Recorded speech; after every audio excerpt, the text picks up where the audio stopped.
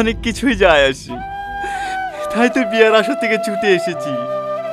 তুমি যদি একবার বলো আমাকে ভালোবাসো, পৃথিবীর এমন কোনো শক্তি নাই যে আমাদের দুজনকে আলাদা করবে। বুদ্ধ কোথাকার, তুমি বোঝো না আমি তোমাকে কতটা ভালোবাসি।